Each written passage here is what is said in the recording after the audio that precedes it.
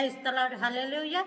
మరి దేవుడు ఇచ్చిన గొప్ప వాగ్దానము యోమ్ దెబిరి 23వ తారీఖు 4వ నెల 2026వ సంవత్సరం. మన దేవుడు ఇస్తున్న చక్కటి మాట. దేవుని స్తోత్రం, హల్లెలూయా.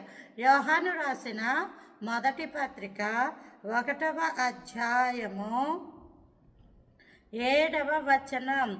ఆయన కుమారుడైన యేసు రక్తము ప్రతి పాపము నుండి మనలను పవిత్రులనుగా చేయును. హల్లెలూయా.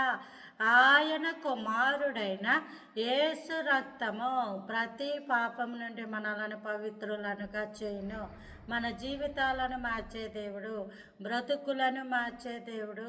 ఆయన గొప్ప దేవుడు, ఆయన సర్వశక్తి సంపన్నుడు. లోకములో ఏది పాపములను తీయలేదు. గొర్రెల యొక్కయు, ఎడ్ల యొక్కయు, మేకల యొక్కయు రక్తము ద్వారా పాప పరిహారణ జరగదు. పాపములు క్షమించబడాలి. అయితే ఎవరు క్షమించాలి?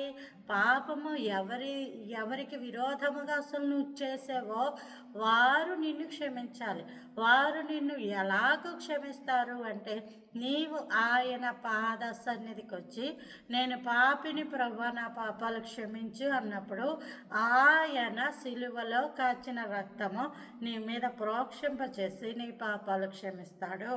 అవకాశం ఉన్నప్పుడే దేవుని క్షమాపణ అడుగు, ఆయన నీ పాపాలు క్షమించును కాక. Praise the lord, hallelujah.